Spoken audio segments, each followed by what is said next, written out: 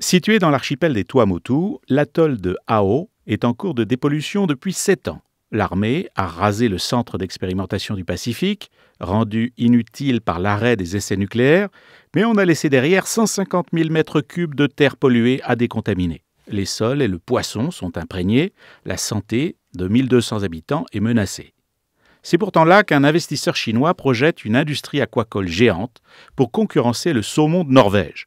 Surnommé le pêcheur, Wang Cheng annonce un objectif d'exportation d'1 million de tonnes. This is a huge project, but also this ambitious plan. Yeah. I always say this is not only the project, this we bring the industry of the aquaculture to French Polynesia.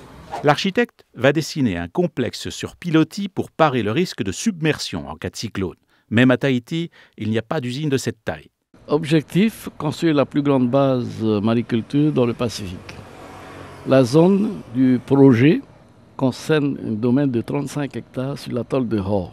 L'investissement total, plus de 1 milliard d'US dollars. Pour moi, techniquement, la ferme actuelle ne peut pas lui permettre de faire 1 million de tonnes sur l'atoll de Hao. En grandeur, il va falloir l'étendre à d'autres îles de la Polynésie. Lors de sa visite à Tahiti en février 2016, François Hollande soutient ce projet. Mais les experts redoutent maintenant une pollution au plutonium. Il y avait ce qu'on appelle une dalle, on appelle ça la dalle vautour, parce que le vautour c'était le nom des avions qui allaient faire des opérations suite aux explosions nucléaires à Fangataufa ou à Moruroa. Et donc quand ils revenaient, ils étaient décontaminés sur cette dalle, comme on le voit ici. Donc les ouvriers étaient à peu près protégés. Je dis à peu près parce qu'il y a pas mal de ces ouvriers qui aujourd'hui font partie des gens qui ont des maladies.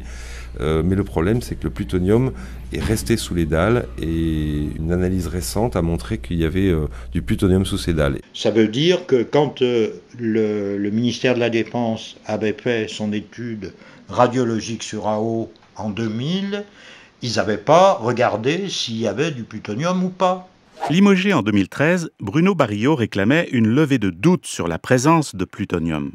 Autre problème, l'élevage intensif de poissons risque d'asphyxier le lagon. L'une des espèces à engraisser en cage flottante, le Napoléon, est classée espèce protégée. Pour Éric Lua, vétérinaire en biomarine à Tahiti, il faudra importer 500 000 tonnes de farine de poisson pour espérer produire 50 000 tonnes de poissons. L'écosystème des lagons pourrait s'effondrer. L'Ifremer est très réservé.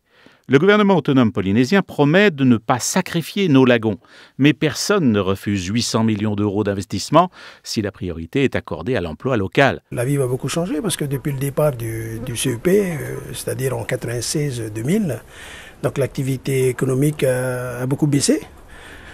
Donc depuis là, les seules activités principales c'était le copra et la pêche. Donc la venue des Chinois de Tahiti Ocean Food, surtout.